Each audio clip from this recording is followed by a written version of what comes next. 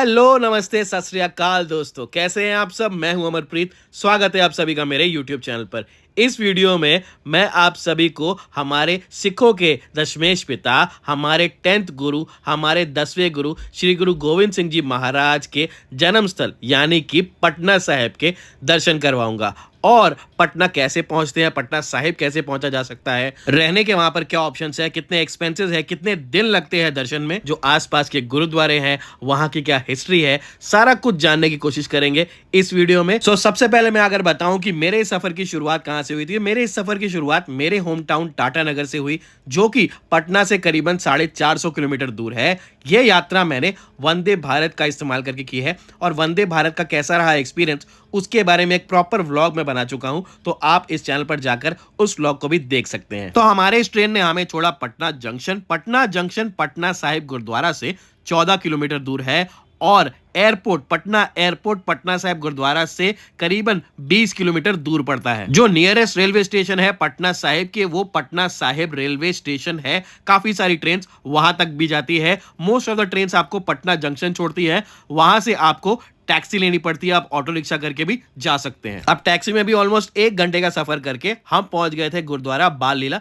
जो कि तख्त श्री हरमंदिर साहिब यानी कि पटना साहिब के बिल्कुल बगल में है। एक्चुअली ज्यादातर लोग यहां प्रेफर करते हैं, यहां आना प्रेफर करते हैं, क्योंकि यहां पर स्टे के ज्यादा ऑप्शंस है कंपेयर टू पटना साहिब गुरुद्वारा। वहां पर भी आप स्टे कर सकते हैं, लेकिन यहां पर स्टे के ज्यादा ऑप्शंस है, ज्यादा रूम्स है और यहां पर आसानी से ये रूम्स आपको मिल जाते हैं। और गुरुद्वारा पूरे साल खुला रहता है, तो श्रद्धालु पूरे साल ही यहां पर आए रहते हैं। श्रद्धालुओं की भीड़ यहां पर लगी रहती है और यहां पर जनरली पहले फैमिलीज को और जो जत्थे आते हैं उन्हें प्रेफरेंस मिलती है रूम्स की। अगर आप सिंगल हैं, बैचलर्स हैं, तो यहां पर आके आप बेशक पता कर सकते हैं कि अगर आपको रूम मिल सकता है तो, नहीं तो आसपास भी काफी सारे होटल्स के ऑप्शंस आपको मिल जाएंगे। गुरुद्वारे के आसपास भर भर के होटल्स हैं। साल के किसी भी समय यहां पर आप आराम से आके रूम मिल जाते हैं। रूम्स आराम से अवेलेबल होते हैं यहाँ के होटल्स में। और यहाँ का जो गुरुद्वारा बाल लीला का जो पूरा होटल है, जो पूरे निवास है, अंदर आप देख सकते हैं कैफेटेरिया भी बना हुआ है। यहाँ पर जो रिसेप्शन एरिया भी वो भी बहुत बढ़िया तरीके से बनाया गया है। रिसेप्शन के बिल्कुल बगल में है लंगर हॉल, जहां पर 24 घंटे आने वाली संगत को लंगर छकाया जाता है। रूम पे चेक इन करने के बाद, फ्रेश होने के बाद, नहाने होने के बाद हम आ गए थे गुरु का लंगर छकने। और उसके बाद मैं आपको रूम का व्यू, रूम का प्राइस भी बता देता हूं। ये एसी रूम है जहां पर 3 डबल बेड लगे हुए हैं, देख सकते हैं काफी स्पेशियस रूम है। ये मिल गया 1000 रुपीज पर डे में और आपको 500 रुपीज सिक्योरिटी डिपॉजिट भी देना पड़ता है, जो कि आपको चेकआउट के समय वापस मिल जाते हैं। तो काफी नीट एंड क्लीन और काफी अफोर्डेबल प्राइस पर हमें ये रूम मिल गए थे। और उसके बाद हमने किए गुरुद्वारा बाल लीला में महाराज के दर्शन। गुरुद्वारा बाल लीला उस जगह पर बना है जहां पर राजा फतेह चंद मैनी का घर हुआ करता था। उनकी महारानी के पास श्री गुरु गोविंद सिंह जी महाराज जब वो छोटे हुआ करते थे, उनके पास खेलने आया करते थे और उनकी गोद में बैठकर खेला करते थे। यहाँ पर महाराज के चरणों का जोड़ा रखा हुआ है, इसके आप दर्शन कर सकते हैं। दोस्तों, अगर आपको गुरुद्वारा बाल लीला में स्टे के लिए एडवांस में चेक करना है, ऑनलाइन चेक करना है रूम्स, तो आप गुरुद्वारा बाल लीला .com पर जाकर, ये लिंक मैंने शेयर भी कर दिया है, यहां पर जाकर रूम्स की अवेलेबिलिटी चेक कर सकते हैं। दोस्तों, अब चलते हैं दर्शन करने के लिए तख्त श्री पटना साहिब गुरुद्वारे के, जो कि बाल लीला गुरुद्वारा से 300 से 400 मीटर डिस्टेंस है। वॉकेबल डिस्टेंस है, आप चल के भी जा सकते हैं या तो ई रिक्शा में 10 रुपए पर सवारी पे भी आप वहां पहुंच सकते हैं। तो हम अब पहुंच गए हैं तख्त श्री पटना साहिब यानी कि हमारे दशमेश पिता श्री गुरु गोविंद सिंह जी महाराज के जन्म स्थल पर। यहीं पर हमारे महाराज ने जन्म लिया था और आप देख सकते हैं कितना सुंदर, कितना शानदार गुरुद्वारा बना हुआ है। और गुरुद्वारे का परिसर जो कि काफी बड़ा है, ये भी काफी सुंदर है। और यहाँ पर भी काफी सारे रूम्स हैं जो आप जिसकी बुकिंग ऑनलाइन भी चेक कर सकते हैं। मैंने लिंक शेयर कर दिया है आपकी स्क्रीन पर, आप इसे कॉपी कर सकते हैं। दोस्तों, पटना साहिब हम सिखों के 5 तख्तों में से एक है। 5 तख्त यानी कि हजूर साहिब, पटना साहिब गोल्डन टेम्पल, अनंतपुर साहिब और दमदमा साहिब जो कि बठिंडा में स्थित है। ये 5 तख्त हम सिखों के लिए काफी इंपॉर्टेंट और काफी ऐतिहासिक गुरुद्वारे हैं। और मेरा नसीब इतना अच्छा है कि इनमें से 4 तख्त मैं विजिट कर चुका हूं। 5वां तख्त यानी कि दमदमा साहिब बठिंडा, वो अभी तक मैं विजिट नहीं किया, लेकिन हाँ, जैसी महाराज की कृपा होगी, जैसी उनका बुलावा आएगा, मैं वहां पर भी दर्शन के लिए जरूर जाऊंगा। ये पटना साहिब गुरुद्वारा का सामने से एंट्रेंस है, जो कि बहुत ज्यादा सुंदर लगता है। यहां से एक बार मैं आपको एंट्री करके दिखाता हूं और जैसे आसपास आप बोर्ड में देख सकते हैं कि वीडियोग्राफी और फोटोग्राफी पर यहाँ पर मनाही है। हालांकि आप गुरुद्वारा के परिसर में कर सकते हैं, जब आप डिसिप्लिन में थोड़ा करते हैं, किसी को तंग नहीं करते हैं, सेल्फी वगैरह थोड़ा सा अवॉइड करना चाहिए। लेकिन आप जब आराम से वीडियो निकाल रहे हैं, फोटो निकाल रहे हैं अपनी फैमिली के साथ, आपको ज़्यादा वहाँ पर रोक टोक कोई नहीं करने वाला। हाँ, अंदर जाकर, दरबार साहब के अंदर जाकर वहाँ पर वीडियोग्राफी और फोटोग्राफी अलाउड नहीं है। ओनली संध्या आरती के समय अरदास के बाद वीडियोग्राफी मैंने देखा अलाउ हो रही थी, इसलिए मैंने भी जाके वीडियोग्राफी करी। सो अब मैं आपको आरती की कुछ झलक दिखाता हूँ।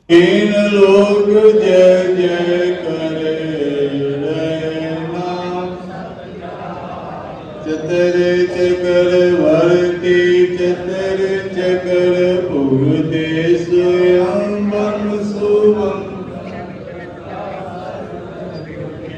दुकानं पूर्ण सिद्धं स्वरूपे सदा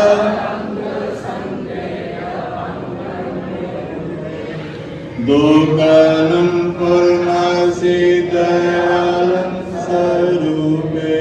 सो ये आप संध्या के समय की गुरुद्वारे की बाहर की डेकोरेशन देख सकते हैं, कितना सुंदर, कितनी सुंदर सजावट करी हुई है, कितना बढ़िया डेकोरेशन यहाँ पर लग रहा है। सो हमारे दर्शन हुए पूरे, बहुत ही बढ़िया दर्शन हुए। उसके बाद हमने जाके छका लंगर और उसके बाद जाकर किया रेस्ट। सो अगले दिन हमने किए जो बाकी के गुरुद्वारे हैं, बाकी के यहाँ पर ऐतिहासिक गुरुद्वारे हैं, उनके दर्शन गुरुद्वारे के आसपास ही है, कुछ कुछ गुरुद्वारे दूर है। सो वो पूरी यात्रा अब मैं आपको दिखाता हूँ। उससे पहले जो गुरुद्वारा बाल लीला में करौंदे का पेड़ लगा हुआ है, उसकी हिस्ट्री आप एक बार स्क्रीन पॉज करके इस हिस्ट्री को पढ़ सकते हैं। कहते हैं जो भी इस फल को खाता है उनकी इच्छाएं जरूर पूरी होती है, और स्पेशली अगर बच्चा ना हो पाए किसी का, वो इस फल को खाए तो उनकी मनोकामना महाराज पूरी करते हैं। यहां से पेड़ से डायरेक्ट फल तोड़ना अलाउड नहीं है, आप गुरुद्वारे से ये फल ले सकते हैं। सो अगले दिन सुबह हम लोग निकले जो बाकी के गुरुद्वारे थे वहां के दर्शन करने के लिए।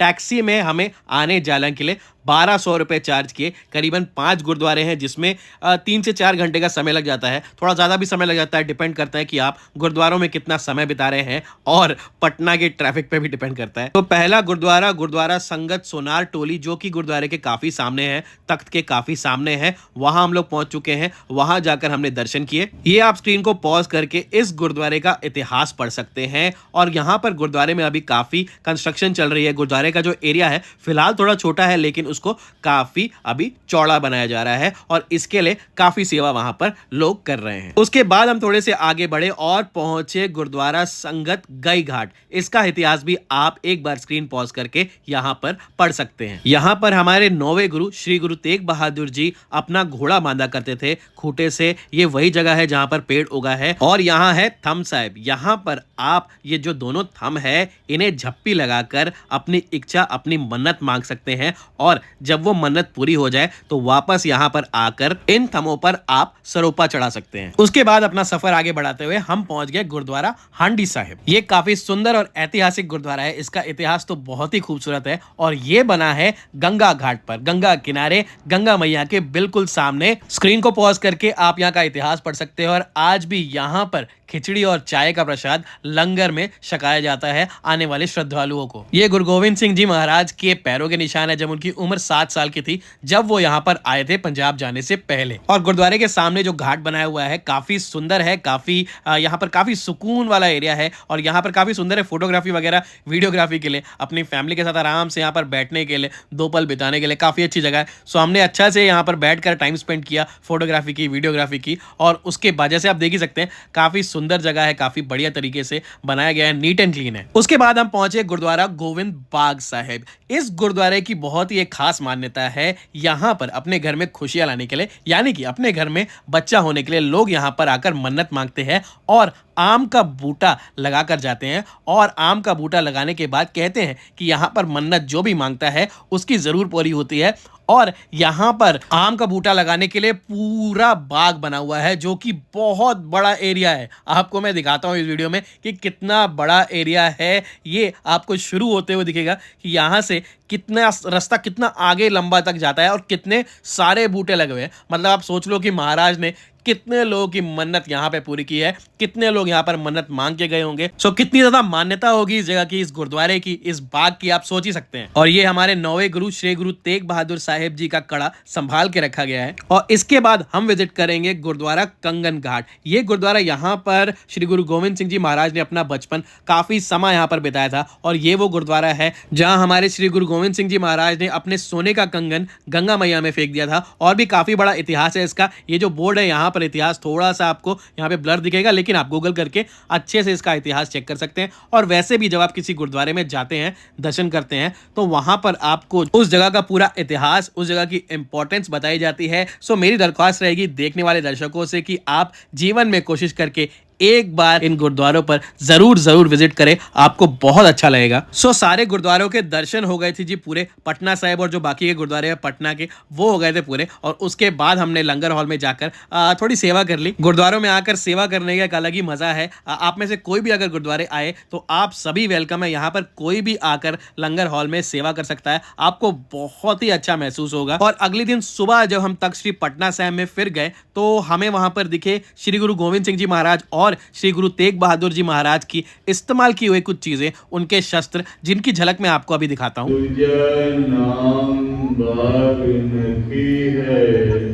सतगुरु जी कमर कसे विच सजया कर दे सन।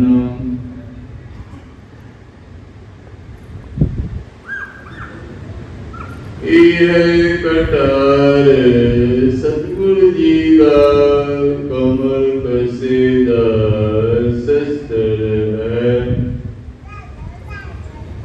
कि हम श्री गुरु तेग बहादुर जी महाराज जी दे चरण कमल देखरां चंदन दिया बनिया हन।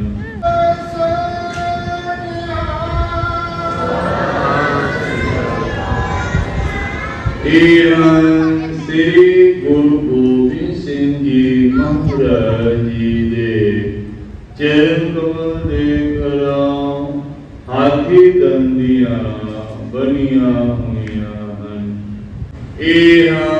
श्री गुरु तेग बहादुर जी महाराज जी दे हुक्मनामे।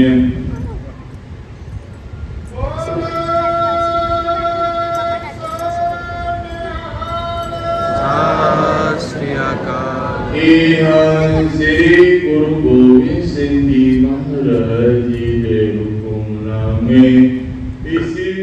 तो जैसे आपने देखा श्री गुरु गोविंद सिंह जी महाराज और श्री गुरु तेग बहादुर जी के जो काफ़ी सारे शस्त्र हैं, इस्तेमाल की गई चीज़ें हैं, हुक्मनामे हैं, यहाँ पर संभाल के रखी गई हैं, जो हमारे इतिहास का बहुत ही ज़्यादा इंपॉर्टेंट हिस्सा है। और हम जब सिखों के इतिहास की बात आती है तो काफ़ी इंटरेस्टिंग हिस्ट्री रही है सिखों की। आप भी अगर जानते होंगे या नहीं भी जानते होंगे तो एक बार ज़रूर पता करें। और जब आप गुरुद्वारे विजिट करते हैं तो इन हिस्ट्रीज़ के बारे में और पता लगता है। और दोस्तों, हिंदुस्तान के भी इतिहास में सिखों का क्या कंट्रीब्यूशन है, आई थिंक ये बताने की जरूरत नहीं है। और इस क्लिप में आप देख लो, एक तरफ है मंदिर और एक तरफ है गुरुद्वारा। तो ये जो यूनिटी है हमेशा से रहती आई है और हमेशा ही रहेगी। ये कुछ रूल्स एंड रेगुलेशंस है, आई थिंक जो हमारे धार्मिक जगह होते हैं वहां पे ऐसे रूल्स एंड रेगुलेशंस होना जरूरी भी है। लोगों को भी समझना चाहिए और लोगों को इसका पूरा पूरा साथ देना चाहिए। सो ये था पटना साहिब गुरुद्वारा और जो बाकी के गुरुद्वारे हैं इसके बारे में जो पूरा दर्शन हमने किया है।